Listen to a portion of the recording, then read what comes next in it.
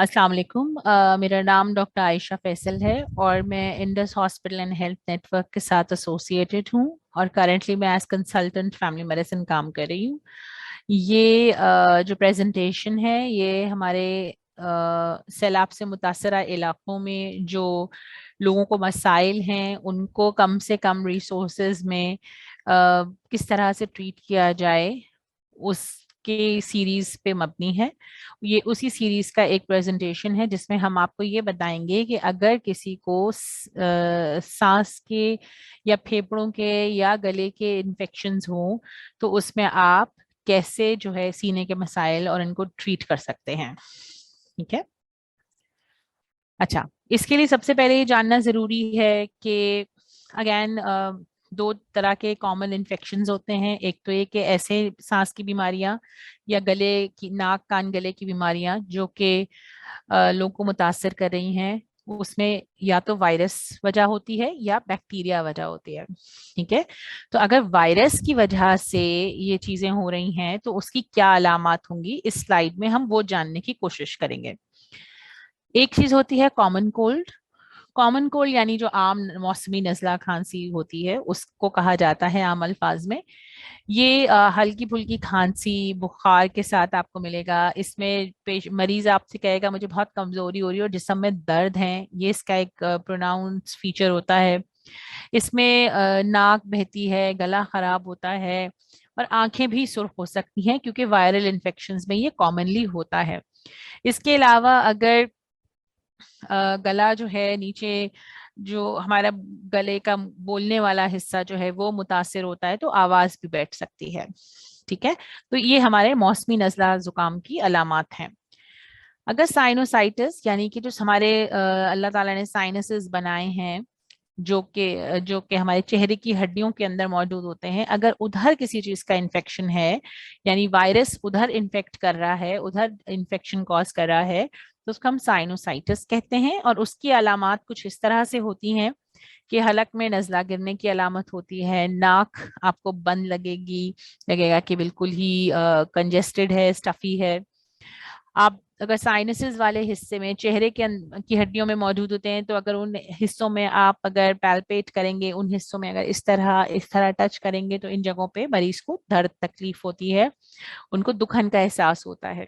इसके अलावा इसमें भी जो कि गले में नजला गिरता है तो मरीज को खांसी हो सकती है और साथ सर में दर्द होता है इसमें, क्योंकि साइनसेस जो हैं चेहरे में और के हड्डियों में होते हैं और सर के हिस्से में होते हैं, तो यहाँ सर के दर्द के साथ भी प्रेजेंट कर सकते हैं। फिर अभी ऐसी कौन सी अलामात हैं जो कि हमें परेशान कुन अलामात जिनको हमें कहना चाहिए जिसके बाद हमें अलर्ट हो जाना चाहिए और पेशेंट को फौरन बड़े अस्पताल की तरफ हमें भेजना है। ऐसी तमाम अलामात में अगर किसी को सांस लेने में बहुत शदीद दिक्कत हो रही है, सांस फूल रहा है और सांस नहीं ले पा रहा, या अगर किसी को खांसी के साथ जो बलगम आ रहा है उसमें खून आ रहा हो, या इतना ज्यादा सांस की दिक्कत है कि जो चेहरा नीला पड़ जाए या होंठ नीले पड़ जाए यानी कि ऑक्सीजन की शदीद कमी हो रही हो, उस वक्त आपने पेशेंट को फौरन बड़े हॉस्पिटल भेजना है। या एक ऐसा मरीज जिसको खांसी हो और सांस का मसला हो रहा हो और साथ ही वो बेहोशी की कैफियत में हो या बिल्कुल कंफ्यूज हो, आपसे बात भी ना कर पा रहा हो, तो ऐसे तमाम अलामात जो हैं वो खतरे की अलामात कहलाती हैं और ऐसे तमाम मरीजों को आपको बड़े अस्पताल में इलाज के लिए भेजना होगा। इसको आप खुद से मैनेज नहीं कर सकते। अच्छा, अगर वायरल अपर रेस्पिरेटरी इन्फेक्शन है, अपर रेस्पिरेटरी से मुराद हमारी है गला नाक गला जुकाम जो साइनसेस वगैरह है, साइनोसाइटिस है, इससे हमारी मुराद ये है। ऐसा कोई इन्फेक्शन है जो वायरस की वजह से है, तो आपने उसमें सबसे पहले तो चूंकि बुखार होता है, दर्द हो सकता है, तो उसमें सादी पैरासीटामोल जो है जिसको एसिटोमाइनोफेन कहते हैं वो हम देंगे। इसके अलावा उन पेशेंट्स को जो है रेस्ट करने का कहना है कि वो आराम करें, जितना रेस्ट करेंगे उतना जल्दी ये चीजें बेहतर होती हैं। पानी का इस्तेमाल उनसे कहें ज्यादा करें। नाक अगर बहुत ज्यादा नाक में बोझ महसूस हो रहा है, नाक बंद लग रही है, तो उस गर्म पानी की भाप लेंगे। ठीक है। ये बेसिक इसकी ट्रीटमेंट है, क्योंकि इस ये अपना टाइम पूरा करके खुद ही चला जाता है। अमूमन 5 से 7 दिन में ये अलामात बेहतर हो जाती हैं। लेकिन ऐसी सिचुएशंस भी होती हैं जहां ये अलामात हफ्ते से ज्यादा अगर चलें या हफ्ते से 10 दिन तक हो जाएं या 5 दिन के या 7 दिन के बाद इनमें मजीद खराबी आ जाए, तो फिर हमें इसे बैक्टीरियल इन्फेक्शन की तरह ट्रीट करना है, यानी एंटीबायोटिक से ट्रीट करना होगा। अब bacterial and upper respiratory infections की अलामात क्या हैं?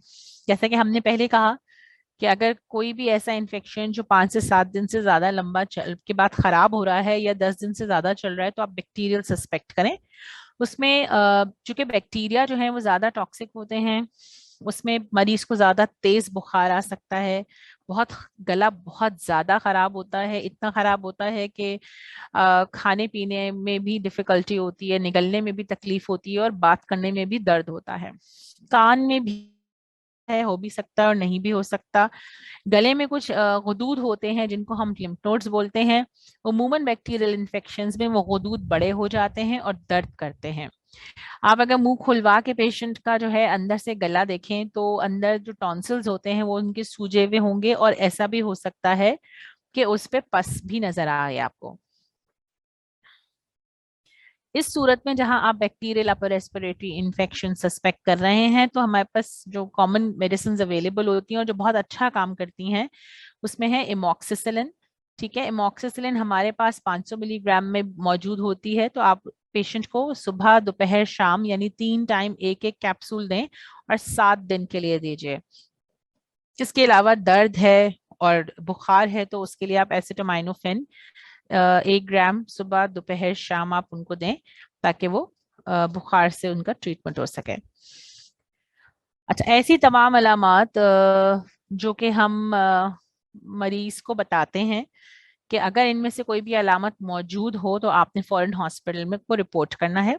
अगर पेशेंट को सांस लेने में तकलीफ है, या पेशेंट के बलगम में खून आ रहा है, या इतनी ऑक्सीजन की कमी हो रही है कि मुंह और होंठ नीले पड़ रहे हैं, तो उस वक्त आपने मरीज को कहना है कि फौरन से आपको हॉस्पिटल रिपोर्ट करें। अच्छा, अब इन इन्फेक्शन से बचा कैसे जा सकता है, हिफाजत कैसे की जाए, वो बहुत इंपॉर्टेंट है, और अगर आप हिफाजत के ऊपर अमल करेंगे तो इन बीमारियों से बच सकते हैं। सबसे पहली चीज है हाथ धोने हैं। ठीक है, खाना खाएं, वॉशरूम जाएं, खाने से पहले वॉशरूम के बाद हाथ जरूर धोने हैं, सफाई करनी है, का ख्याल रखना है। खांसी हो या आपको छींक आए तो किसी के ऊपर नहीं छींकना है, बल्कि अपनी कोहनी में इस तरह से हाथ रख के छींकें।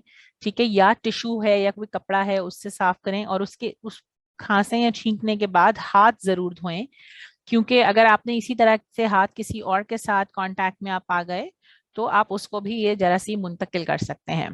तो इस चीज का बहुत ख्याल रखना है। इसके अलावा अगर किसी को बलगम आ रहा है खांसी के साथ, तो बलगम जगह जगह ना थूके, बल्कि उसे एक डस्टबिन में जो कि कवर्ड हो, ढक्कन हो, उसके अंदर जो है उसको डिस्पोज करना है। इसके अलावा जो है प्रॉपर खाना, प्रॉपर खाने से मुराद ये कि जो भी आपके पास खाने में चीज अवेलेबल है उसको 3 टाइम खाना खाइए, पानी का इस्तेमाल ज्यादा कीजिए। इस तरीके से आप इन बीमारियों को प्रिवेंट कर सकते हैं।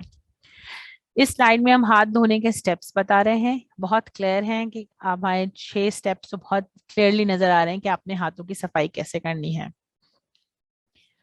अच्छा, एक और इम्पॉर्टेंट बात कि ऐसे तमाम इलाकों में जहाँ पर आगे जाहिर है ठंड होगी, सर्दी आएगी, तो निमोनिया का चांसेस बढ़ जाते हैं। तो निमोनिया की क्या अलामात हैं? निमोनिया में पेशेंट्स जो हैं वो तेज बुखार के साथ आते हैं, खांसी होगी बलगम वाली, सीने में दर्द हो सकता है, और खास तौर पे ऐसा दर्द जो सांस अंदर खींचने पे बढ़ जाए, तो ये इसको हम प्लूरेटिक पेन कहते हैं, और ये जो है निमोनिया की तरफ निशानदही कर सकता है। और इसके साथ साथ अगर फेफड़ों का इन्फेक्शन ज्यादा होता है तो उसमें सांस में की तकलीफ भी होती है, सांस लेने में दिक्कत होती है। तो ये अलामात हैं जो आपको निमोनिया की तरफ ले जाती हैं। अब निमोनिया को कैसे ट्रीट करना है? हमने जैसे बताया कि बुखार एक अलामत है, तो उसके लिए हमने पैरासीटामोल देनी है, 500 मिलीग्राम 2 टैबलेट सुबह दोपहर शाम। अगर हल्के सिम्टम्स हैं, हल्की अलामत हैं, बहुत शिद्दत नहीं है, तो आपने एमॉक्सिल का कैप्सूल देना है 500 मिलीग्राम सुबह दोपहर शाम 7 दिन के लिए। अगर किसी को पेनिसिलिन या एमॉक्सिसिलिन से एलर्जी है तो एरिथ्रोमाइसिन हमारे पास एक दवा होती है जो अवेलेबल है, वो भी 500 मिलीग्राम दिन में 3 दफा देनी है 7 दिन तक। अगर कोई रिस्पॉन्स नहीं आता है 2 दिन के अंदर, तो हमने पेशेंट को हॉस्पिटल भेजना है एक्सरे करवाने के लिए, ताकि वो वहाँ डायग्नोसिस जो है दोबारा से देखा जाए कि क्या जो हमने तशखीस की थी वो सही भी थी या नहीं। तो एक्सरे में कोई बड़ा पैच अगर आ रहा है तो हॉस्पिटल में वो पेशेंट मैनेज होगा। इसी तरीके से अगर पेशेंट स्टेबल नहीं है, उससे मुराद ये है कि पेशेंट की हालत ऐसी है कि वो कंडीशन सही नहीं है, सांस बहुत तेज चल रहा है और ऑक्सीजन जो पल्स ऑक्सीमीटर पे है वो ऑक्सीजन भी मेंटेन नहीं कर रहा, तो आपने बगैर किसी इंतजार के पेशेंट को फौरन हॉस्पिटल भेजना है।